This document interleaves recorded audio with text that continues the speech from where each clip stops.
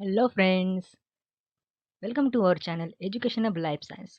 और आज हम बात करने वाले हैं कुछ important MCQs related to pharmacology of autocoids, जिसमें हम कवर करेंगे questions related to histamine and serotonin. अगर आप चैनल पर नए हो तो सब्सक्राइब करना ना भूले और वीडियो अच्छा लगा तो अपने दोस्तों के साथ ज़रूर शेयर करो। तो चलिए शुरू करते हैं हमारा आज का टॉपिक।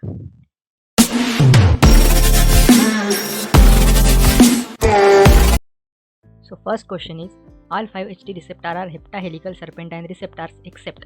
So सबसे पहले आपको पता होना चाहिए कि हेप्टाहेलिकल का मीनिंग क्या होता है। हेप्टाहेलिकल का मीनिंग ये होता है कि उसका अदर नेम है GPCR यानी कि जी प्रोटीन कपल रिसेप्टर। जी हाँ, बिल्कुल सही सुना आपने। जी प्रोटीन कपल रिसेप्टार एक ऐसे टाइप के रिसेप्टार है जो कि अपने सेल मेम्ब्रेन में पाए जाते हैं, जो कि आपने जनरल फार्माकोलॉजी में बहुत अच्छे से पढ़ा होगा आई होप। तो अगर इस रिसेप्टार को अगर ड्रग बाइंड होता है तो वो उसकी एक्टिविटी शोज करता है। तो इस रिसेप्टार को 3 सब यूनिट्स में डिवाइड किया गया है, alpha, beta and gamma. When these three are joined together, then G protein is inactive। अगर ये 3 सब यूनिट्स एक साथ ज्वाइन रहते हैं एक रिसेप्टार पे तो G प्रोटीन जो है वो इनएक्टिव होता है।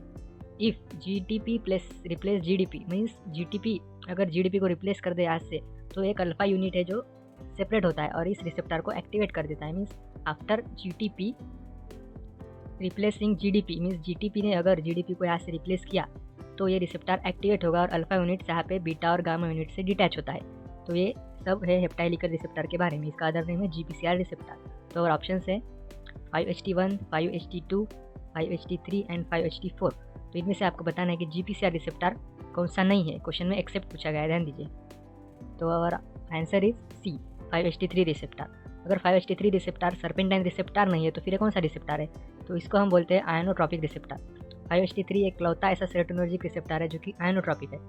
बाकी सब जो है वो जी प्रोटीन कपल रिसेप्टर है। तो आई होप आप क्वेश्चन को अच्छे से समझ चुके होंगे। सो next question, which of the following serotonergic receptor is an auto receptor. तो इसमें से अगर आपको पता होगा तो ऑटो रिसेप्टर क्या होगा ये आपको बहुत ज़रूरी होगा जानना इस क्वेश्चन को सॉल्व करना हो। तो ऑटो रिसेप्टर का मीनिंग है सेल्फ रेगुलेटिंग रिसेप्टर, जो कि प्री सिनेप्टिक वेसिकल्स में पाए जाते हैं। पोस्ट सिनेप्टिक में नहीं, प्री सिनेप्टिक में, जो कि अपने आप को सेल्फ रेगुलेटेड करते हैं। तो अब उसका ऑप्शन है 5HT1A, 5HT1B 1D, 5HT2A and 5HT3। तो आपको बताना है कि इनमें से कौन सा रिसेप्टर है वो कि ऑटो रिसेप्टर है। Yes, the answer is 5HT1। 5HT1 जो रिसेप्टर है वो ऑटो रिसेप्टर यानी कि वो प्री सिनेप्टिक वेसिकल्स में पाया जाता है। तो ये कहाँ पाया जाता है? तो ये पाया जाता है हमारे क्रेनियल वेसल्स में, जो कि कंस्ट्रक्शन ऑफ क्रेनियल वेसल्स का इसका काम होता है। यानी कि माइग्रेन रिलेटेड डिसऑर्डर्स में ये अपना इंपॉर्टेंट रोल प्ले करता है। तो इसके लिए और ड्रग ऑफ चॉइस भी आगे हम देखने वाले हैं इस वीडियो में। तो अगर हम बात करें 5HT3 रिसेप्टर की, तो ये रिसेप्टर है जो कि नोजिया और वोमिटिंग के लिए रिस्पॉन्सिबल है। Chemotherapy induce nausea and vomiting, इसके लिए हम 5HT3 रिसेप्टर का रिस्पॉन्सिबल है। So next question is most important receptor involved in chemotherapy induced vomiting. जी हाँ, ये हमने अभी बात की पिछले स्लाइड में ही। तो histamine H1 receptor, serotonin 5HT3 receptor, dopamine D2 receptor and opioid mu receptor. तो हमने पिछले वीडियो में पिछले स्लाइड्स में अभी बात की कि कीमोथेरेपी इंड्यूस वोमिटिंग जो है वो किस रिसेप्टर से कंट्रोल होती है। तो आपका आंसर है यहाँ पे B, serotonin 5HT3 receptor. 5HT3 receptor है जो है वो कीमोथेरेपी इंड्यूस वोमिटिंग के लिए रिस्पॉन्सिबल होता है और इसके लिए एक ड्रग ऑफ चॉइस है ऑन्डेनसेट्रॉन। वोमिटिंग जो इंड्यूस्ड होती है ना उसके लिए ड्रग ऑफ चॉइस है वो है ऑन्डेनसेट्रॉन, जो कि 5HT3 रिसेप्टर का एंटागोनिस्ट के रूप में काम करती है, ऑन्डेनसेट्रॉन। जी हाँ। So next question is ketanserin is 5HT1B antagonist, 5HT2 antagonist, 5HT1A agonist and 5HT1D antagonist. तो कीटानसेरिन क्या है? इनमें से आपको बताना है कि कीटानसेरिन क्या है। कीटानसेरिन में यूजुअली है वो है 5HT2 एंटागोनिस्ट या 5HT2 रिसेप्टर है जो कि रिस्पॉन्सिबल है mainly direct action of serotonin के लिए। इसका एंटागोनिस्ट जो है ketanserin and ritanserin, these are useful as an anti hypertensive agent, जो कि एंटी हाइपरटेंसिव के रूप में हम इसका इस्तेमाल करते हैं। ये भी एक क्वेश्चन बन सकता है यहाँ पे से कि what is the use of ketanserin. तो याद रखिए इसका यूज़ है एंटी हाइपरटेंसिव ड्रग। यस। तो next question is one of the following is not a 5HT receptor antagonist. ध्यान से दीजिएगा, क्वेश्चन को एंटागोनिस्ट पूछा गया है यहाँ पे। So our option is ketanserin, lanreotide, methysergide and propisetron. Ketanserin and dropisetron, मतलब कीटानसेरिन की हमने अभी बात की कि ये 5HT2 एंटागोनिस्ट है, और ड्रोपिसेट्रॉन उसी क्लास का ड्रग है, ऑन्डेंसेट्रॉन की क्लास का, तो ये 5HT3 रिसेप्टर है। तो बच्चे बी एंड सी, इनमें से अगर बात करें तो मिथाइल सर्जिट जो है वो भी एक सेरोटोनर्जिक रिसेप्टर का एंटागोनिस्ट है। तो our option is option B, lanreotide. तो लैंड्रोटाइड क्या है फिर? लैंड्रोटाइड एक सोमैटोस्टैटिन एनालॉग है, इसका हाई पोटेंसी है और लॉन्ग ड्यूरेशन ऑफ एक्शन है कंपेयर टू सोमैटोस्टैटिन, और इसका यूज होता है acromegaly and bleeding due to oesophageal varices, इस डिसऑर्डर में इसका यूज होता है, और सेक्रेटरी डायरिया में भी एक यूज होता है। तो इसका ये correct option is lanreotide. So our next question is cisapride is useful in, ये सिसाप्राइड का यूज बताना है आपको। Option A is gastro oesophageal reflux disease, gastrointestinal spasm, carcinoid syndrome and gastrointestinal हाइपरमोडिलिटी।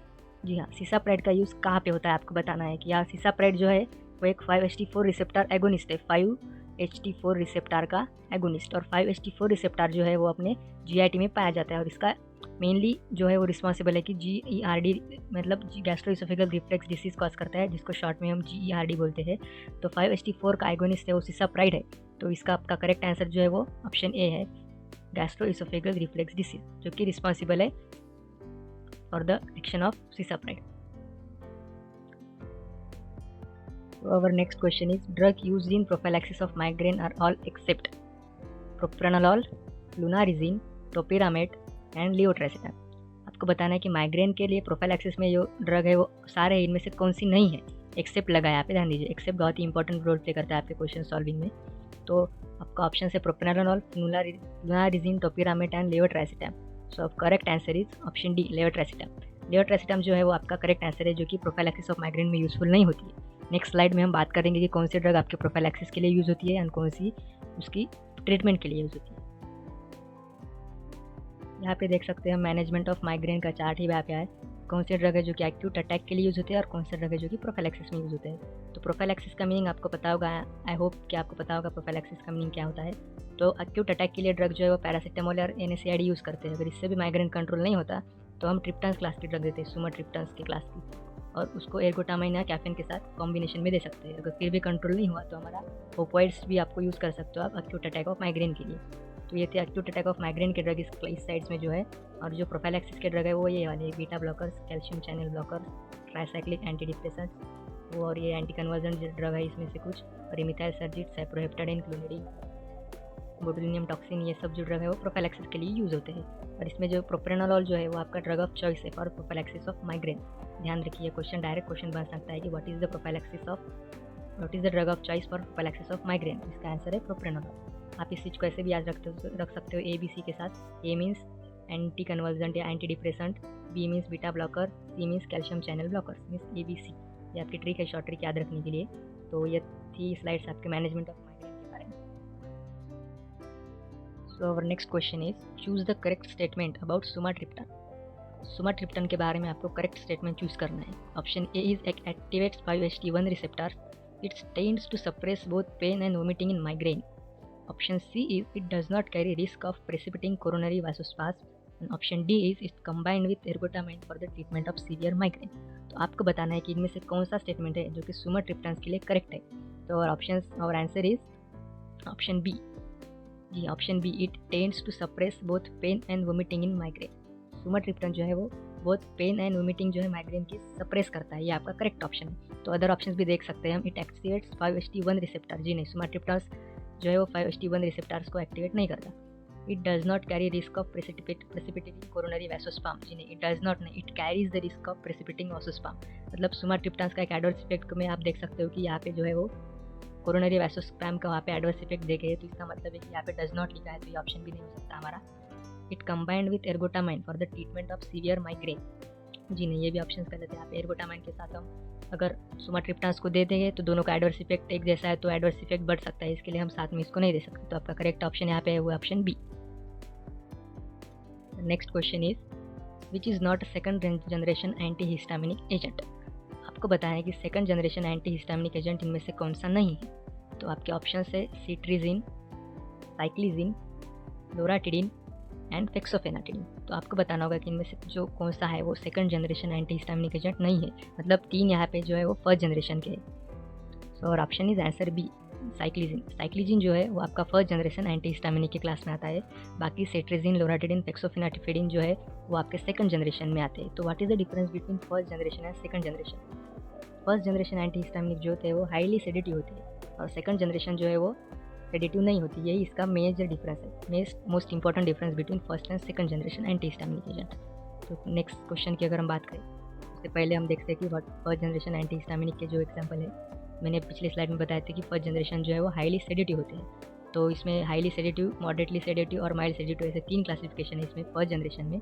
तो हाईली सेडेटिव में हमारा आता है डायफेनहाइड्रामाइन, डायमेनहाइड्रिनेट, प्रोमेथाजिन, हाइड्रोक्सीजिन एंड डोक्सेटिन। मॉडरेटली में आता है हमारा फेनिरामाइन, साइप्रोहेप्टिडिन, नाइक्लिजिन, बुक्लिजिन एंड सिनारिजिन।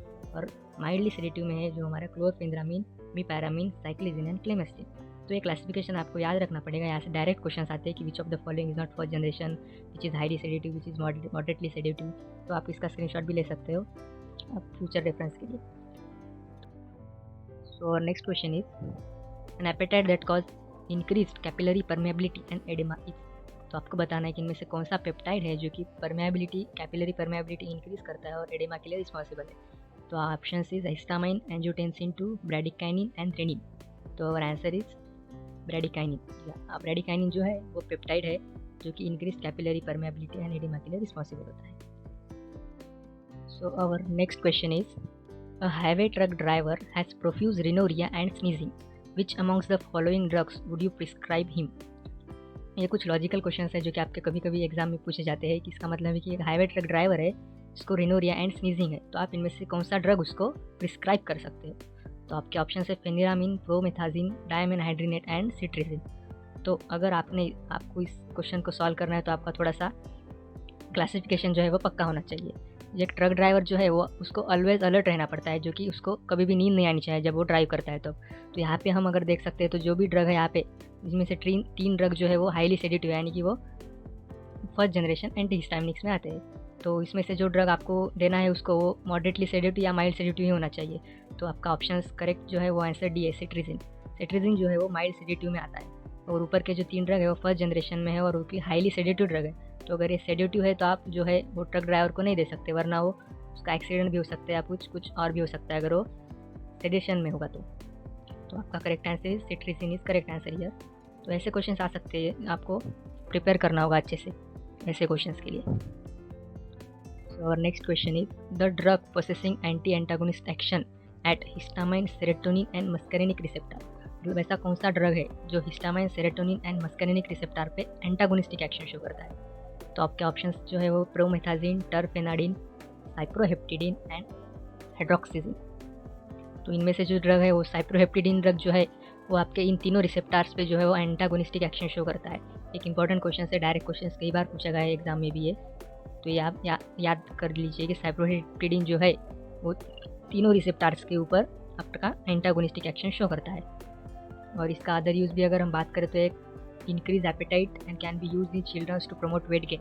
ये वेट गेन के लिए भी यूज़फुल हो सकता है ये ड्रग, और एपेटाइट इंक्रीज भी करता है। तो एक इसका अदर जो नेक्स्ट यूज़ है वो आपको पता चल गया। यहाँ पे ऐसे ही क्वेश्चन आ सकते हैं घुमा के क्वेश्चन पेपर में। और next question is an anti vertigo drug which modulates calcium channel and has prominent labyrinth suppressant property is cyproheptadine, cinnarizine, clemastine and cetirizine. तो आपको बताना है कि एंटी वर्टिगो ड्रग जो है इनमें से कौन सा है जो कि कैल्शियम चैनल ब्लॉकर है। तो आपका यहाँ पे करेक्ट आंसर आता है वो है सिनारिजिन। ये प्रीवियस ईयर का क्वेश्चन है, डायरेक्ट पूछा गया था इसलिए मैंने यहाँ पे रखा है, तो आप इसे कर सकते हैं। Which of the following adverse effect is characteristically associated with methyl sergit? Direct question आपका एडवर्स इफेक्ट से आया है कि मिथाइल सर्जिट का एडवर्स इफेक्ट क्या है। तो इसका आंसर यहाँ पे आता है ऑप्शन बी, रिट्रोपेनियल फाइब्रोसिस जो है इसका आंसर आता है।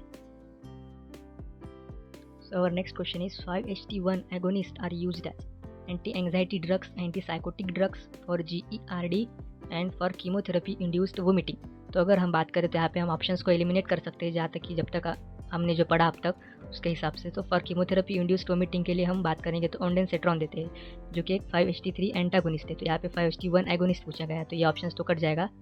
और GERD के लिए अगर हम बात करें तो सीसाप्राइड ड्रग आता है जो कि 5-HT4 रिसेप्टर पे एक्ट करता है, 5-HT4 पे। तो ये ऑप्शन भी यहाँ पे एलिमिनेट हो जाएगा। एंटीसाइकोटिक्स की कोई बात ही नहीं होती यहाँ पे। एंटी एंग्जाइटी ड्रग जो है वो इसका करेक्ट ऑप्शन है। मतलब 5-HT1 एगोनिस्ट जो है वो एंटी एंग्जाइटी ड्रग्स आप इसका यूज़ कर सकते हैं। इसमें एग्जांपल है बुस्पिरॉन ड्रग जो है वो एक पार्शियल एगोनिस्ट है, 5-HT1 एगोनिस्ट है जो कि as anti anxiety drugs act करता है। तो ये कुछ क्वेश्चंस थे related to pharmacology of autocoids, histamine and serotonin के बारे में। अगर आपको वीडियो ये अच्छा लगा और आपको ये हेल्पफुल हुआ तो आप आपको चैनल को सब्सक्राइब कीजिए और अपने फ्रेंड्स के साथ इस वीडियो को ज़रूर शेयर कीजिए। Thank you.